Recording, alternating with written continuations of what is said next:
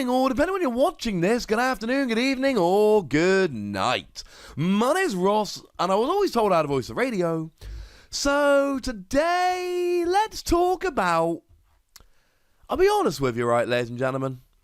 I want to talk about Milotic. You see, Milotic seems like a really, really good card. Milotic seems amazing. I'm a big fan of Milotic.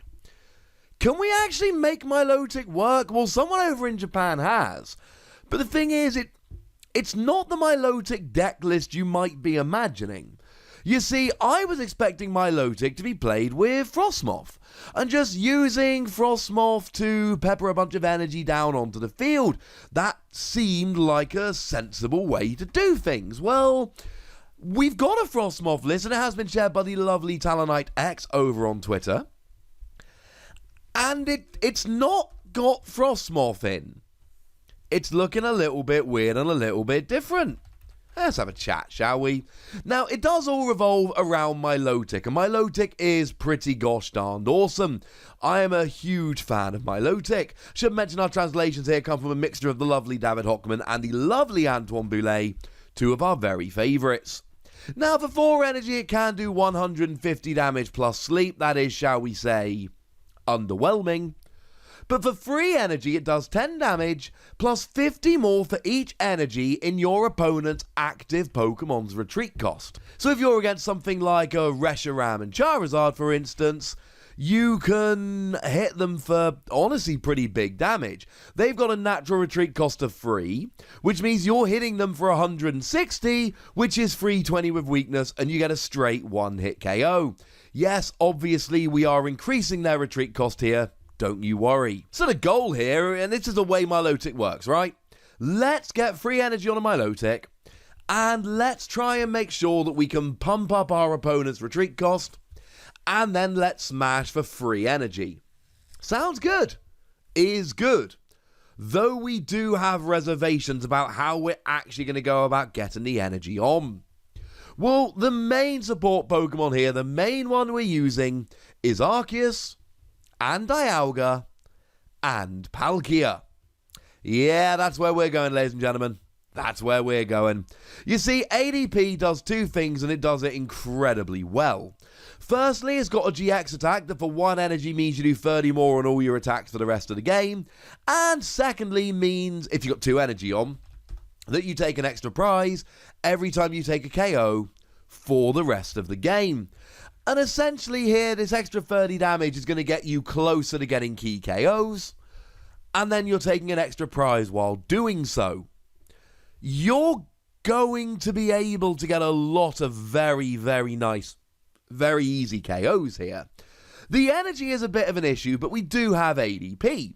And ADP for free energy does 150 damage, and you search your deck for up to 3 basic energy, and attach them to your Pokemon in any way that you like.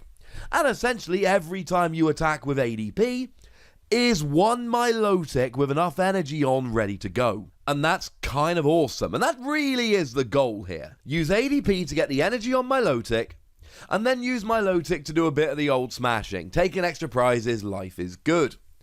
And all the other Pokemon here really are support Pokemon, though the big ones are Absol. And you shouldn't be surprised, right? When we talked about Milotic before, we talked about Absol and how crucial Absol would be. Absol's got an ability that increases the retreat cost of your opponent's active Pokemon by 1 colorless energy. And it's only basic Pokemon, it's not evolved Pokemon, but the only time that's going to make a difference is with VMAXs. Outside of that, it really is not going to matter. Anything that isn't a VMAX, you should be getting a fairly easy one-hit KO on anyway, so just don't worry about it. And then it's largely just setting up. We've got a couple copies of Dedenne, let you discard your hand and draw 6 cards. It's important for getting rolling. And we've got ourselves the new Eldegoss. That's the Pokemon V that's a Versus Seeker. You play it from your hand onto your bench, you grab a supporter card from your discard pile, put it into your hand. Not necessarily amazing on the first turn or two, but certainly for a bit of recovery in the mid-game, it's kind of ridiculous. We've got one copy of the Auron Guru from Sword and Shield, and get used to this, you're going to see this in a lot of decks. And basically it lets you draw a card and put a card from your hand on top of your deck. So you can stash something for next turn, etc. But honestly, a lot of the time, you're just drawing an extra card and getting a little bit of extra consistency. You don't get a card advantage, because you pick one up and put one down, but you do get to see one extra card, and I think that's good enough most of the time. We've got a Mew from Unbroken Bonds, which is there to protect your bench. So if your opponent's trying to spread damage around, hit to the bench, I don't know, like with Pikachu and Zekrom that does 170 to the bench, that's going to be pretty good, especially given they hit you for weakness and it can take down a Dedenne sitting on the bench for 2 prizes. Yeah, that's pretty gosh darned important.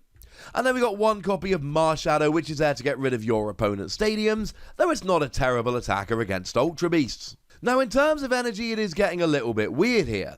Now, obviously, we need water energy, because that's what Milotic is primarily using, but also ADP needs it. And we're playing metal energy, because ADP needs both water and metal energy. And then we're playing Aurora energy. Now, Aurora energy here is extremely important, because it can be either water or it can be metal. I mean, it's any energy you like, but they're the two we really need. Nothing to stop you using Absol's attack with Aurora energy and 2 others, but that's not really what we're going for. And this just gives you 4 energy, which can count as either. No, you can't search them out using ADP's attack, but ADP's attack gets free energy and you're playing 10 basics. You should be okay here.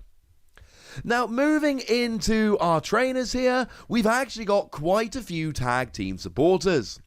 Chief among them, Guzma and Hala. Guzma and Hala is awesome here. Guzma and Hala lets you search for a stadium, a tool, and a special energy. And this might be a good time to tell you that we're playing Galamine. And Galamine is absolutely huge here.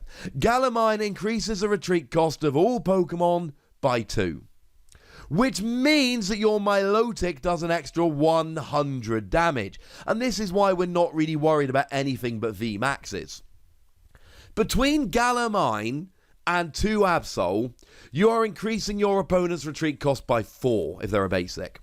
That means you're doing 200 damage if they've got free retreat, which they're almost certainly not going to. Not many Pokemon around at the moment do.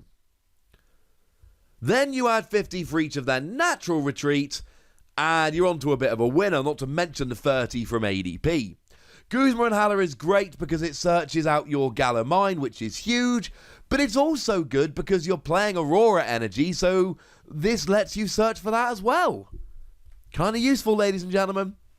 We've then got Mallow and Lana, which is a switch that also lets you heal 120 damage. Switching good, healing good. And we've got Cynthia and Caitlin that lets you draw 3 cards while recovering a supporter card from your discard pile.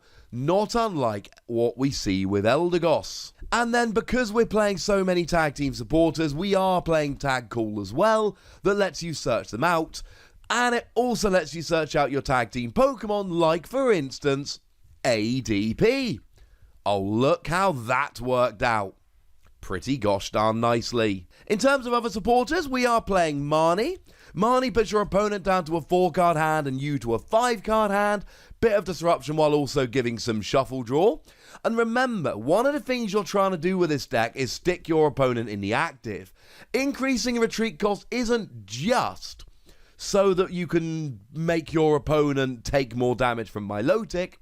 It is also so that they are stuck in the active. And we're not playing much energy acceleration here, we're playing ADP, but it takes a couple turns to get that rolling.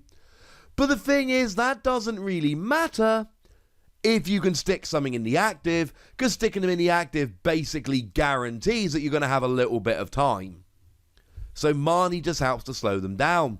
We've also got 2 copies of Boss's Orders. It's just a reprint of Lysander.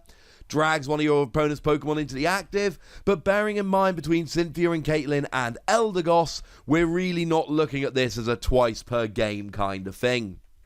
Oh, and then obviously 4 copies of Professor's Research because, well, discard your hand, draw 7. It is the fastest, most aggressive draw supporter we've got at the moment. It's a 4 of in basically every deck, and it should be a 4 of in basically every deck. It's a little bit ridiculous. We've got 4 copies of Switch, because remember, Galamine affects you in the same way it affects your opponent.